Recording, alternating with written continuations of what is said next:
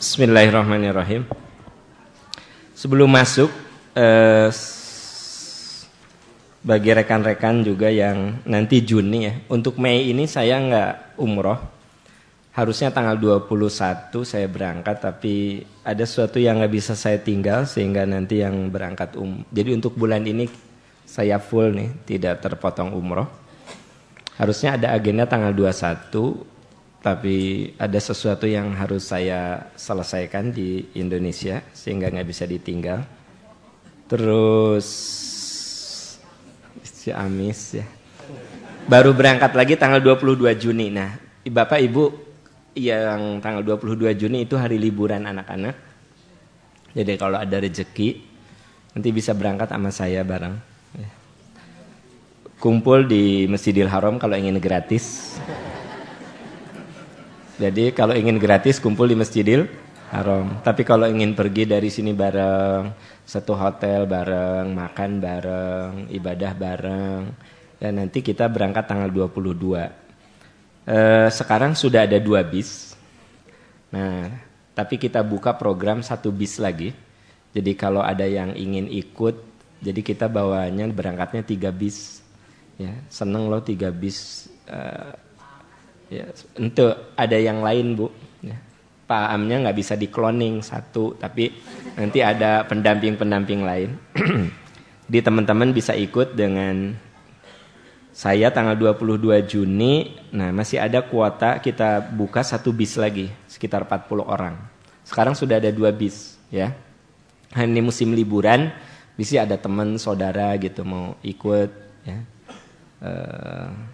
Bisa bareng di sana. Senang sih kalau bawa anak-anak tuh. Jadi biar pertama kali mereka dikenalkan.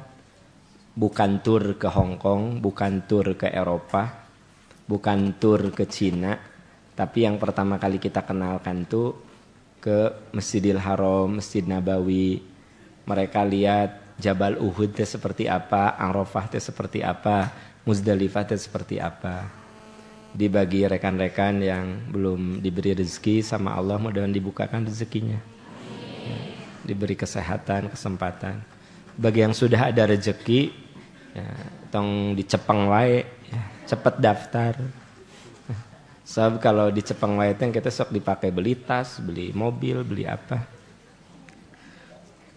Oke, Bu, Pak. Kita akan menyelesaikan pembahasan kita tentang jiwa yang pemaaf, betul? Nah, terakhir kita bahas tentang lebih mengutamakan keridhaan Allah. Betul nggak? Kita membahas tentang kiat menjadi pemaaf. Kita harus pandai mengendalikan amarah, meminimalisir ego, menumbuhkan jiwa rendah hati, dan mengutamakan keridhaan Allah. Itu sudah kita bahas. Nah, sekarang bagian terakhir dari pembahasan tentang jiwa maaf ini, ada sebuah pertanyaan, mengapa kita harus memiliki jiwa maaf? Mengapa? Jawab. Mengapa kita harus memiliki jiwa maaf? Tuh, udah gitu. Ada yang berusaha ngejawab, diciwit sama teman. Nggak usah, nanti ku dia juga dibahas. Pas temennya mau jawab, dia langsung dicubit. Nggak usah, sama dia juga dibahas. Mengapa harus memiliki jiwa maaf? Ya, ada 3 alasan. 1, karena manusia tidak steril dari salah. Jadi kenapa kita harus punya jiwa maaf? Karena manusia tidak steril, tidak suci dari kesalahan. Ibu bapak, ada nggak manusia yang suci dari salah?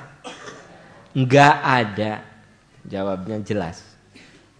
Bahkan saya sering berulang-ulang mengatakan kepada Anda, siapa di antara rekan-rekan di sini yang merasa suci dari dosa, sok angkat tangan, silahkan angkat tangan. Kalau ada yang berani ngangkat tangan, saya katakan itulah dosa Anda. Sok suci. Ya, siapa di antara Anda yang merasa dirinya suci dari dosa? Silakan angkat tangan, angkat tangan. Begitu ada yang berani angkat tangan, saya katakan itu dosa Anda, sok suci namanya. Ketika kita merasa diri suci dari dosa, itu dosa kita, sok suci. Jadi ada nggak orang yang suci dari salah? Nggak ada. Kenapa Bu? Manusia nggak ada yang suci dari salah, karena kita semua pasti punya dorongan buruk. Kan hanya malaikat yang tidak punya dorongan buruk.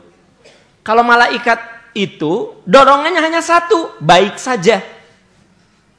Nggak ada malaikat bermalas-malasan datang ke majelis taklim, nggak ada. Kata satu malaikatnya, naon gogoleran wae hoream. Malaikatnya gogoleran hoream. Karena malaikat itu tidak ada dorongan untuk malas dalam ibadah. Ya, malaikat itu la ya'sunallaha ma amarahum wa yaf'aluna ma yu'marun. Enggak pernah maksiat sama Allah, selalu menaati perintahnya, selalu memahasucikan Allah. Makanya ketika Allah dalam surat Al-Baqarah mengatakan inni ja'ilun fil ardi khalifah, qalu ataj'alu fiha ma yufsidu fiha wa yasfikud dima wa nahnu nusabbihu bihamdika wa nuqaddisu lak. Al-Baqarah awal-awal tuh. Cari aja dari ayat 1 sampai ayat 280 genep. Cari dari ayat. Saya tahu itu ayatnya, tapi saya ingin membiasakan Anda untuk membaca Quran. Jadi gini, dia terlupa. Ingat serius. Ya, ingat. Insya Allah ingat. Tapi kan kudu dikasih challenge, tantangan itu. Jadi di situ dikatakan, ingatlah ketika kami berkata kepada para malaikat, kami akan menciptakan manusia. Kata malaikat, manusia itu kan suka membuat kerusakan. Wa nahnu nusabbihu bihamdika wa nuqaddis. Sementara kami selalu memahasucikanmu dan mengagungkanmu. Jadi sifat malaikatnya cuma satu, memahasucikan dan mengagungkan. Karunya di mana di Al-Baqarah ayat 30-an sok 30 karunya nih kalah ka cari-cari dari alif lam mim dibaca heula lama atuh. Ya enggak? 32 kalau enggak salah. Kalau enggak 32 33 lah. Kalau enggak 33 34. Tapi tidak akan lebih dari 30. Ayat berapa? Ayat 30 kan, Bu? Tuh, benar kan? Nah, jangan dipikir saya lupa. Nah, oke Bapak Ibu. Jadi malaikat itu dorongannya apa? Sementara manusia punya dorongan baik, punya dorongan buruk, ya. Punya dorongan baik, punya dorongan buruk. Nabi Yusuf ketika digoda oleh Zulaiha, Nabi Yusuf ada keinginan enggak untuk memenuhi ajakan Zulaiha? Tahu dari mana? Sok tahu begitu. Tahu dari mana? Kapan Anda ngobrol dengan Nabi Yusuf? Kapan sok? Nih, apakah Nabi Yusuf punya dorongan? Punya. Di mana tahunnya Anda teh? Quran teh mana? Ya, kasihanlah. Di surat Yusuf ayat 53. Bahwa Nabi Yusuf ketika digoda oleh Zulaiha ada keinginan, karena kata Nabi Yusuf, inna nafsa la ammaratun bisu, dalam diri kita itu ada dorongan buruk. Jadi saya punya dorongan buruk, rekan-rekan ibu bapak punya dorongan buruk. Karena saya punya dorongan buruk dan kita semua punya dorongan buruk, ini isyarat tidak mungkin kita steril. Ya enggak? Di surat Al-Baqarah ayat 30-an terus kesini itu bicara tentang pergulatan, perhelatan antara setan dan Nabi Adam. Dengar ya. Begitu Anda baca Al-Baqarah, itu di ayat awal-awal, di ayat 30-an itu sudah berbicara tentang kesalahan manusia. Jadi ayat 30 ke sini itu sudah berbicara tentang kesalahan manusia. Fa'azallahum ya adamuskun anta wa zaujukal jannata wala taqraba hadhihi syajarata fatakuna minadh dhalimin. Adam, tinggal kamu dengan istrimu di surga ini. Jangan kamu dekati pohon ini. Fa'azallahumas syaiton, setan menggelincirkannya. Jadi setan tuh menggelincirkan Nabi Adam. Setan hanya bisa menggelincirkan, ya. Berarti Nabi Adam bersalah tidak? Menggelincirkan. Hanya di situ dikatakan ketika Nabi Adam tergelincir oleh godaan setan, lalu Nabi Adam bertobat. Jadi rekan-rekan sekalian, di Al-Baqarah di awal-awal itu sudah bicara tentang ketergelinciran manusia, kesalahan manusia. Jadi bisa dipastikan saya dan Anda tidak ada yang suci. Itu sebabnya kenapa kita harus punya jiwa maaf. Sadar manusia mah nggak steril. Kalau Kang Lutfi minta maaf sama saya, seharusnya saya memaafkan. Karena saya sadar, saya juga pasti punya salah. Bu, kalau suami ibu minta maaf, maafin ayah ya. Mungkin ayah nyakitin mama. Ibu jawabnya gimana? Enak aja nih maafkan. Nah, ada ibu mah kakarge diajarin. Ya. Bu, apa bu?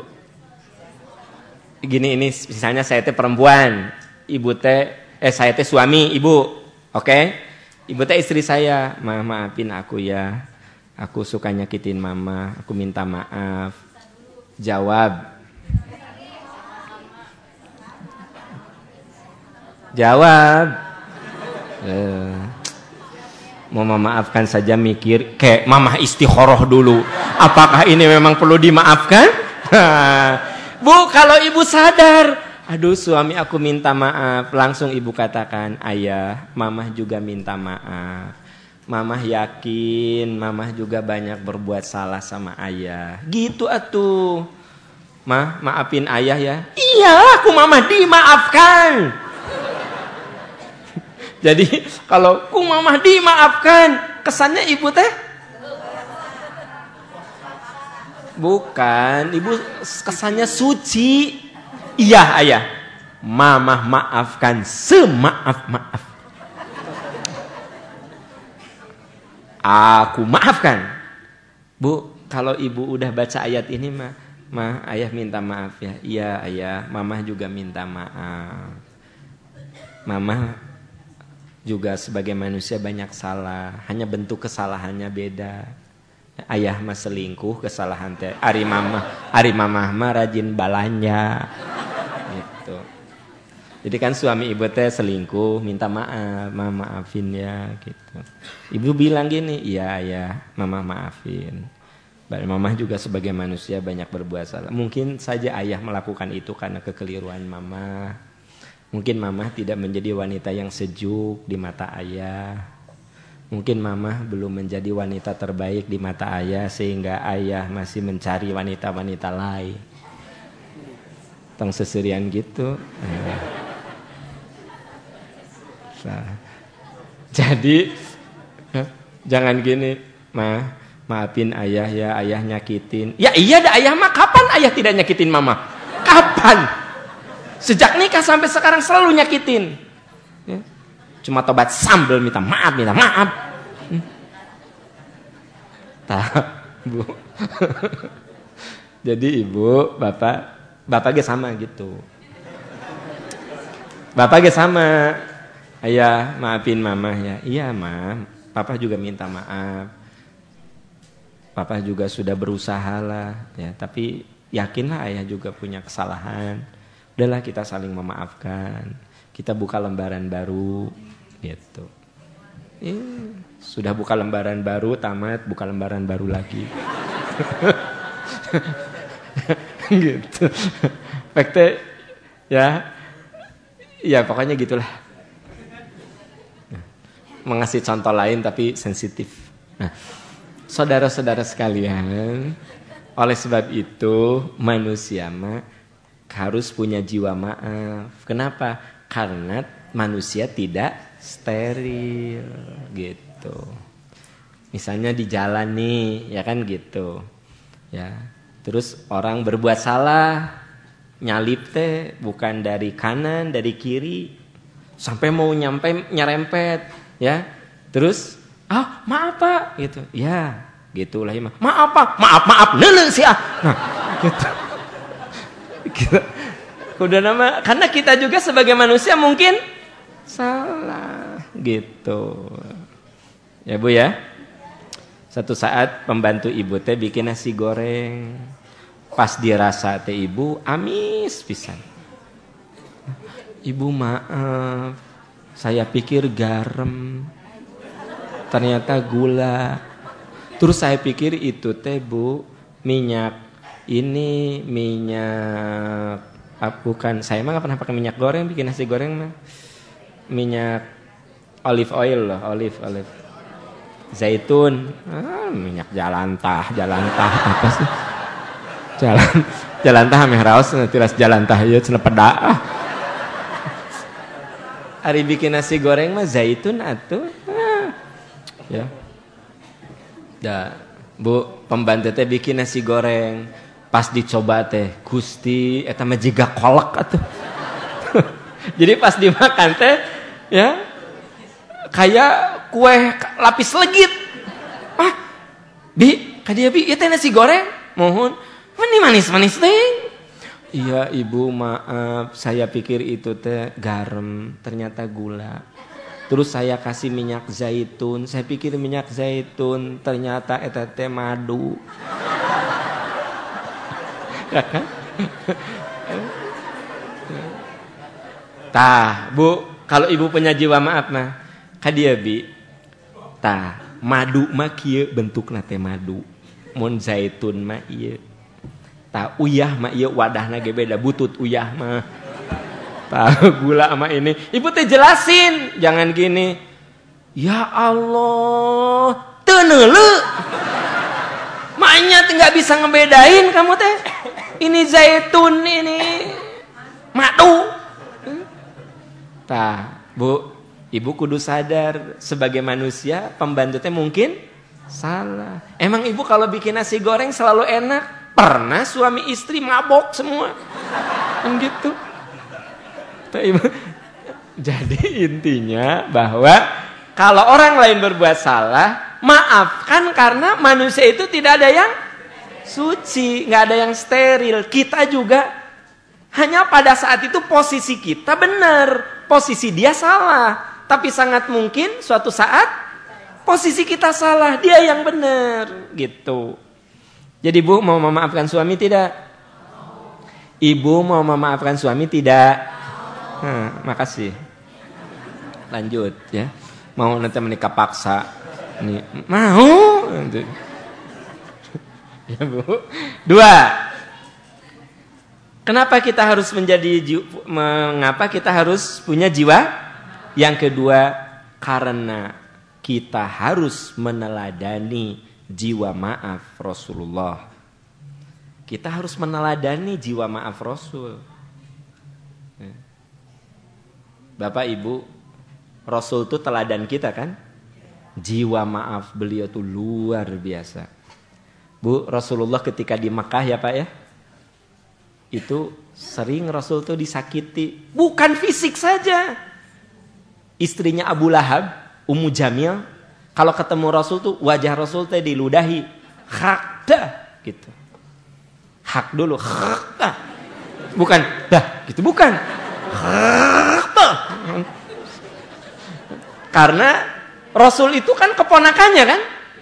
Katanya seolah-olah bahasa gini, kamu anak kemarin ngajarin macam apa? Hak dah wajah nanti. Pokoknya Rasul tuh di depan orang-orang sering wajah Rasul tuh diludahi. Tapi Rasul tidak harta lagi. Oh. Rasul datang ke Thaif dilempari batu sampai pelipisnya berdarah. Rasul ketika sholat ya, punggung beliau ketika sujud gitu disimpan di pundak beliau itu kotoran. Jadi unta apa sih namanya tuh, usus besar unta teh apa namanya? Kadut. Cek atau pakai bahasa Indonesia, oke? Okay? Karena tidak semua orang mengerti what the meaning of kadut. Kadut is ini kadut tapi tenanaon.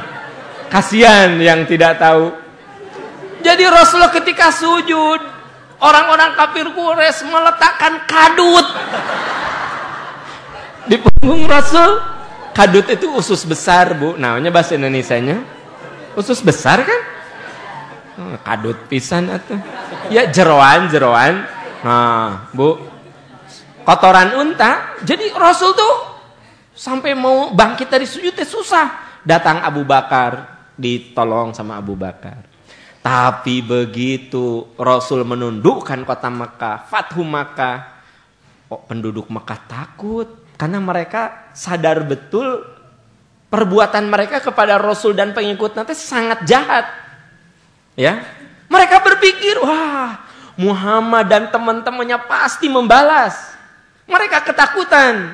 Rasul membaca ketakutan di wajah mereka. Kata Rasul, ya ahlam Makkah, wahai penduduk Mekah, kalau kamu masuk masjid, kamu aman, tidak akan diapa-apain. Kalau kamu masuk rumah, kamu aman. Antumut tulaqa, hari ini tidak ada permusuhan antara saya dan kalian. Saya maafkan seluruh kesalahan kalian.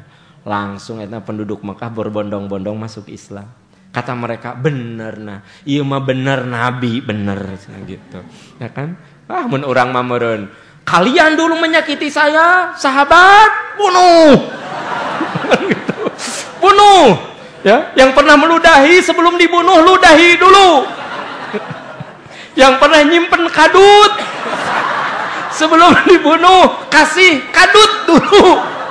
Karena mereka pernah menyakiti saya, bunuh semua. Rasul tidak melakukan itu. Orang-orang kafir Quraisy tuh takut. Wah, pasti emang dibales ya. Ini makanya dibalas. Apa kata Nabi? Antumut tulaqa, kalian bebas. Sok, kalian beraktivitas bebas. Selama kalian tidak mengganggu kami, bebas. Saya maafkan seluruh kesalahan kalian. Tuh Bu, akhirnya umat kafir Quraisy saat itu berbondong-bondong masuk Islam. Nah jadi kita harus mencontoh jiwa maaf Rasul. Nah, jiwa maaf Rasul yang begitu agung, begitu hebat, begitu indah diabadikan dalam surat Ali Imran ayat 159. Diabadikan di surat Ali Imran ayat 159. Lihat Ali Imran 159.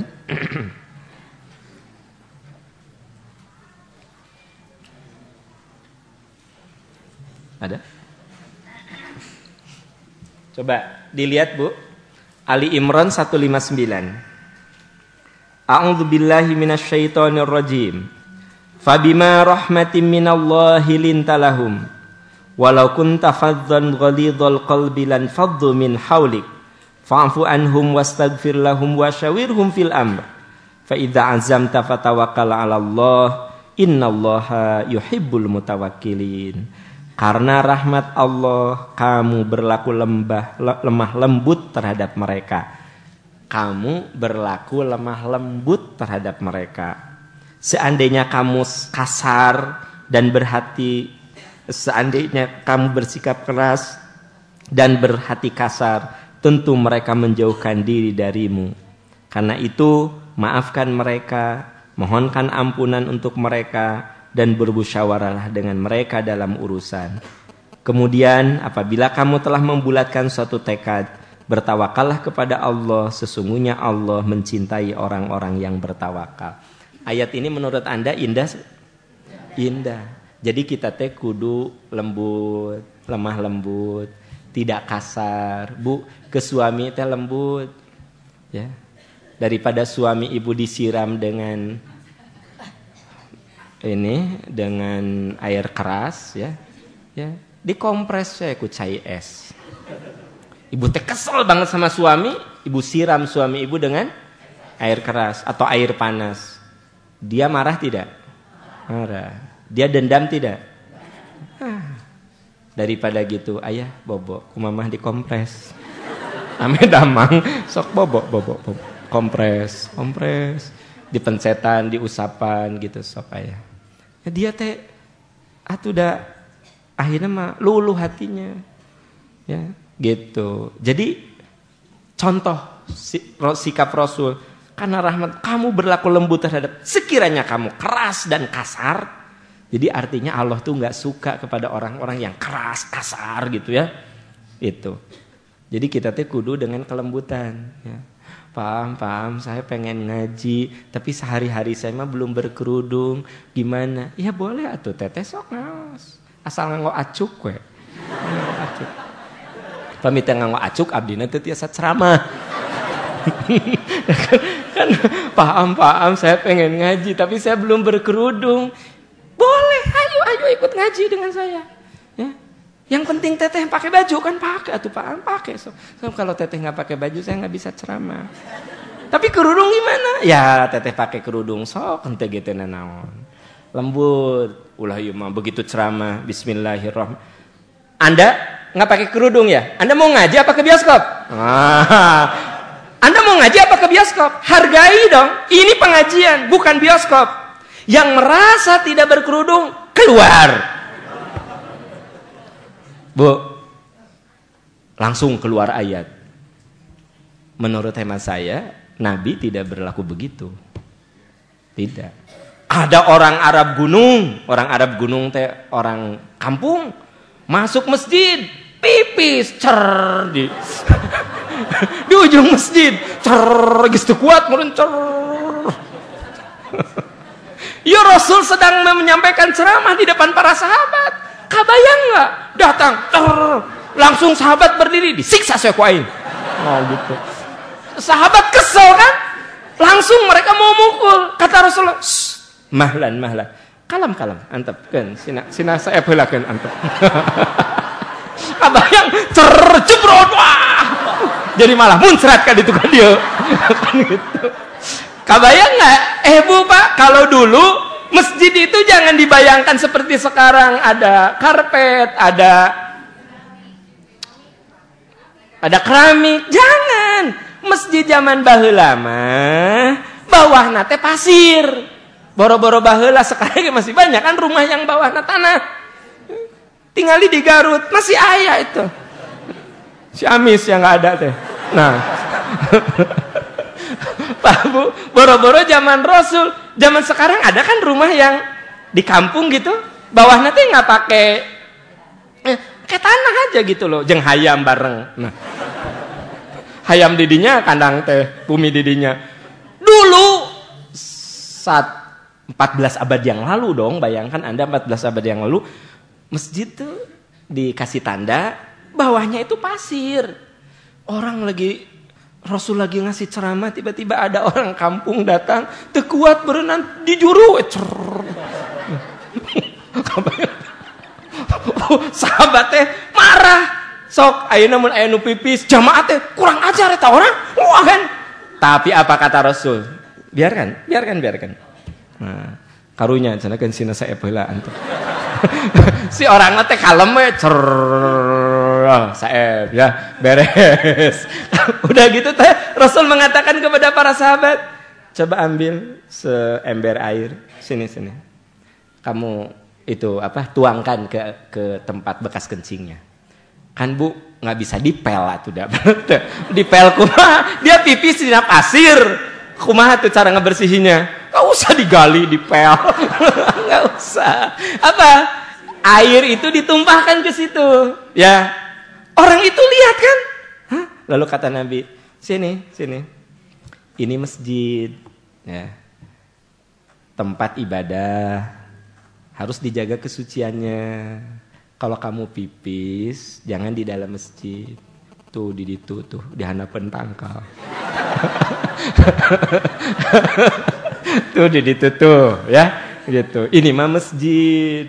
Kenapa Rasul tidak marah? Rasul punya jiwa maaf dan Rasul faham orang itu melakukan karena tidak tahu.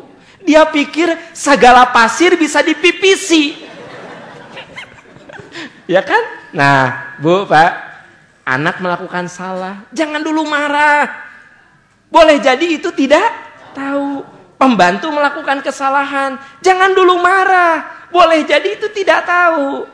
Ibu boleh marah kalau pernah dikasih tahu sekali, 2 kali, 3 kali masih melakukan kesalahan, ibu boleh marah. Karena kata Imam Syafi'i, siapa yang seharusnya marah tapi tidak pernah marah, itu adalah unta. Unta makan nggak pernah marah. Nah, jadi apa? Suami salah nih, jangan langsung ayah teh gimana? Jangan.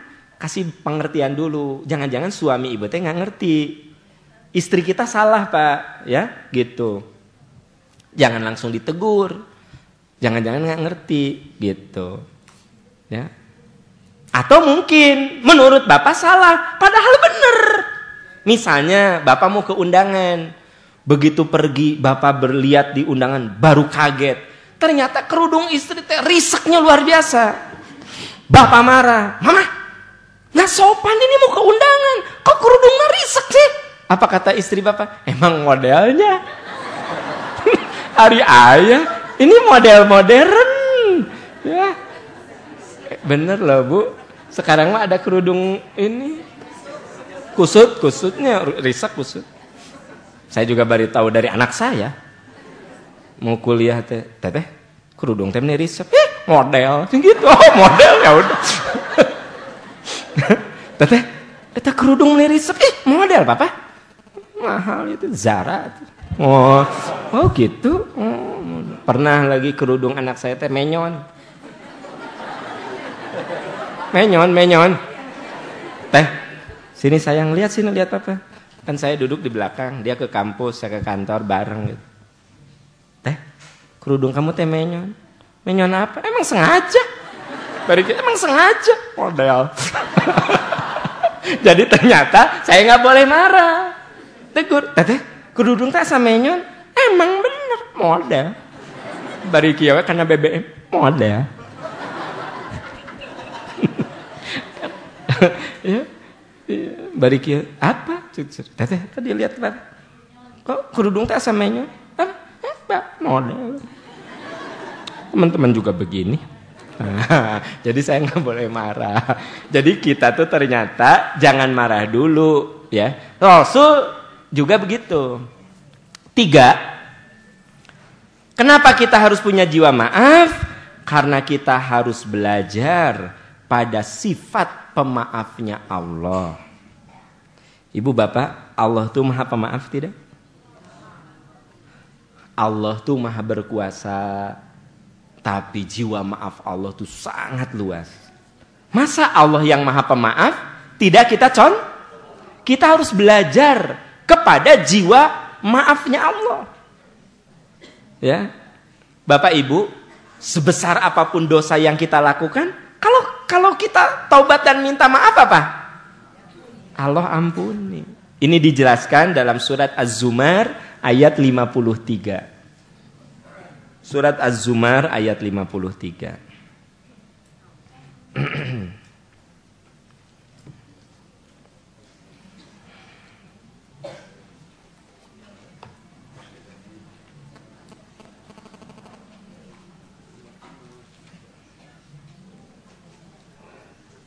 Az-Zumar, qul ya ibadiyalladzina asrafu ala anfusihim la taqnatu mir rahmatillah innallaha yaghfirudz dzunuba jami'a innahu huwal ghafurur rahim.